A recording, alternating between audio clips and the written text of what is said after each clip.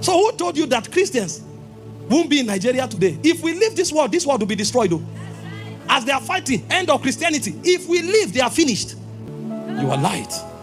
I've been in a school before where it was normal to compromise during WAEC. As a teacher, I didn't even have enough money to help myself. When WAEC is closed, every teacher will sit down and proprietress will come and tell them the program of cheating. Question paper will come 30 minutes before the exam. Quickly solve the problem, you go and dictate. And they heard me preaching in that school, casting out devils. When they told the woman, and perhaps she follows me now, and I pray she has repented. When they told her, she was so angry. As in, I've defied her. She sent a message that they should tell me not to repeat what I've said again. You know the way of Nebuchadnezzar. They will make the fire 10 times hotter to intimidate you. But you see, light shines better when you expose it to heat. That's why when pressure comes, God leaves you. You are about to enter another layer of illumination.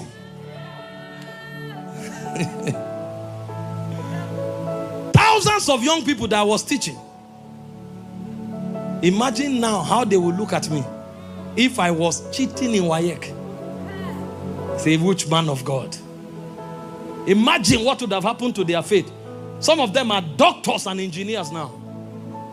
They still reach out and are burning for God because they are inspired by my testimony. Don't compromise. You are light.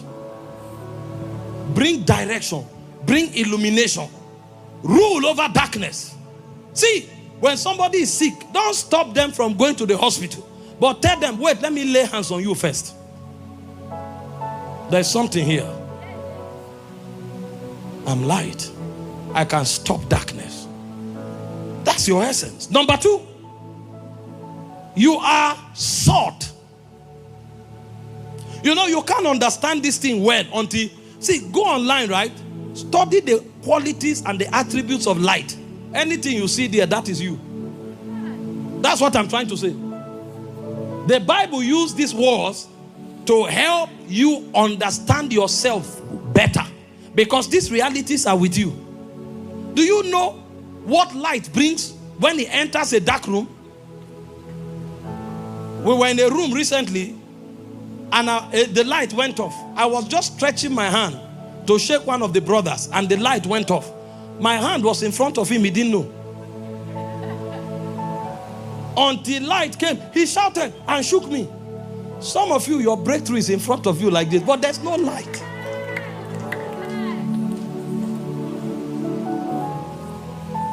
There's no light. But when you have light, nothing that is yours can be taken from you. It takes light to receive your inheritance.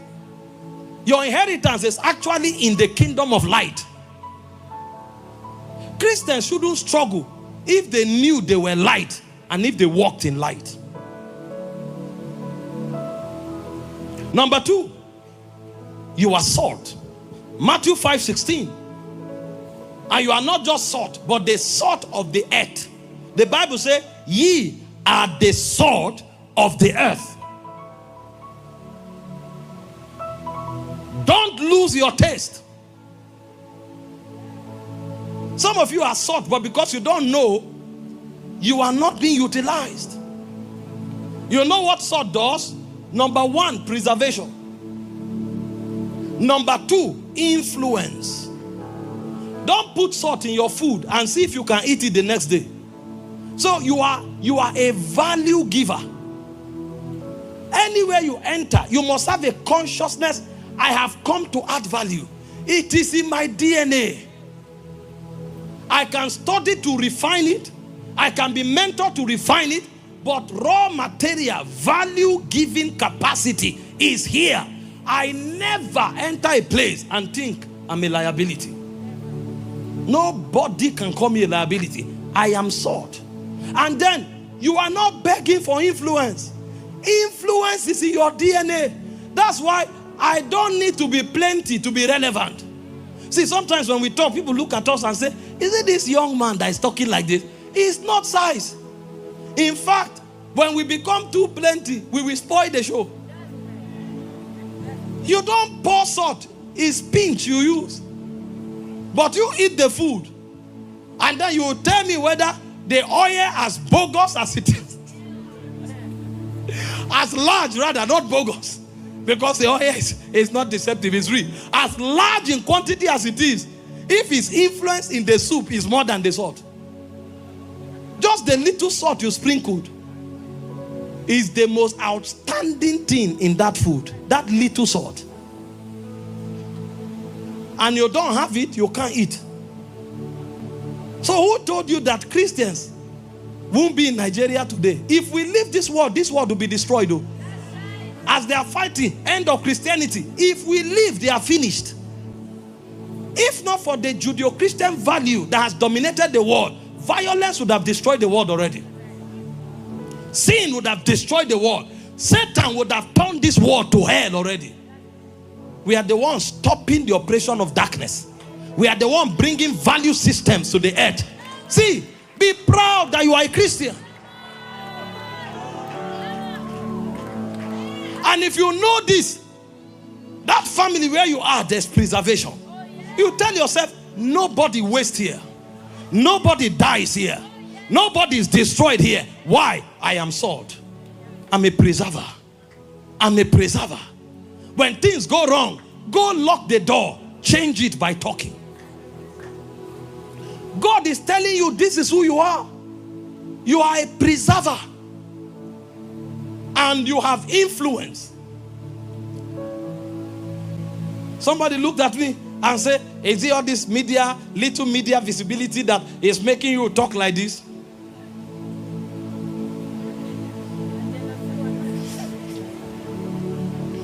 So you noticed. Well, until now I didn't notice you. At least in your house, I'm there with you. You can't come to my house. So you noticed. They will hate you. They will be so full of bitterness that they want to trivialize you. I was preaching the other day and I said, the messages I'm preaching now is in 50 to 100 years, people will appreciate it. Somebody looked at me and said, Organawa for you. You mean after 100 years you'll still be relevant? Yes, I am salt. I am salt.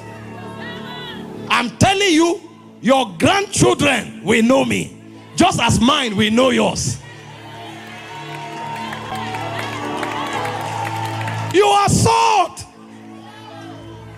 Why do you think God is bringing things out of you? Wisdom, institutions, help to people. He's preserving that legacy. Isaiah 60 verse 50. He said you were a desolate land. No man went through you. He said, I have made you. He didn't say I will make you. I have made you an eternal excellency. The joy of many generations. I discovered this thing early, over 15 to 19 years ago. It affected even how I dressed. I'm relevant. With all humility. Because I'm salt. You can't come for a meeting like this. You didn't brush your teeth. You didn't comb your hair. You pick a shirt that you have been wearing for 1 week. No. You are relevant. You are an entity to reckon with. You may not have many. The one you watch. See, there was a time when I had one white shirt, one black trouser.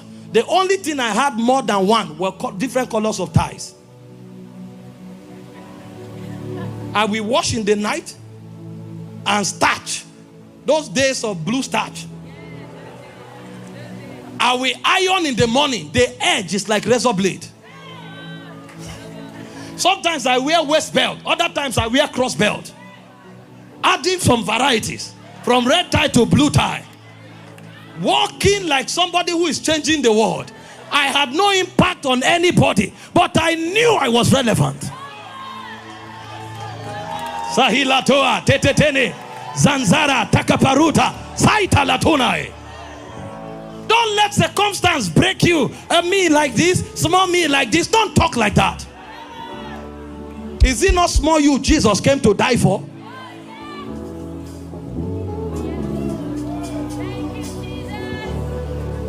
I'm not exhorting you beyond what you should think. I'm telling you who God say you are. You know, when we preach the gospel, we preach Christ and his works. Then we preach who you have become. Because if you don't know who you are, you will waste the works of Christ.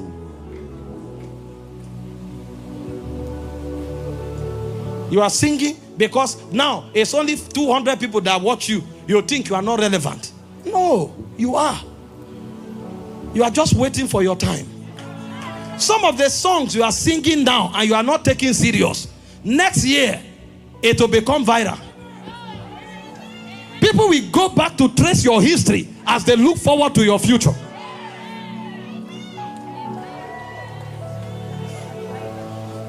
Those days that I was preaching fire messages only, because I was traveling only, I would just pray. When I'm talking, I don't pause. I just fire for 2 hours. I thought those days I was suffering.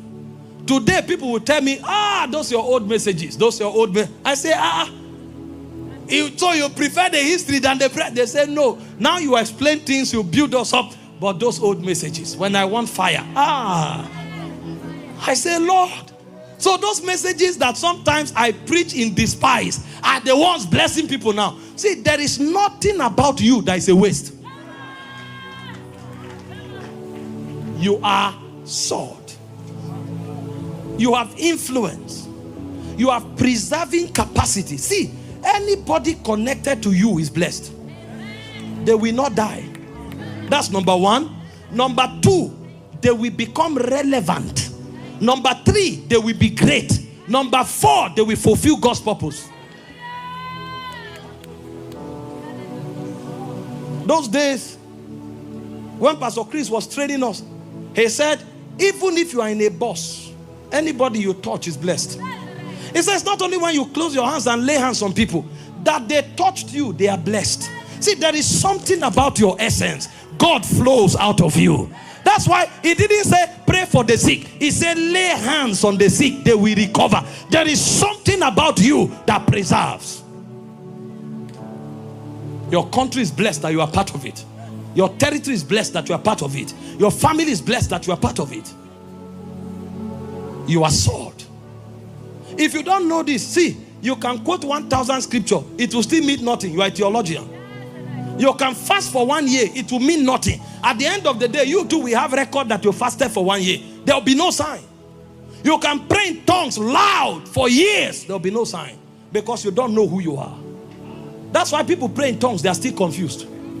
People pray in tongues, they are still afraid. People quote scripture, they still fail. Because they have not, there's a difference between truth and knowing verses of the Bible.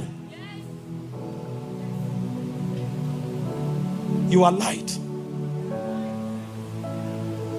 You are salt.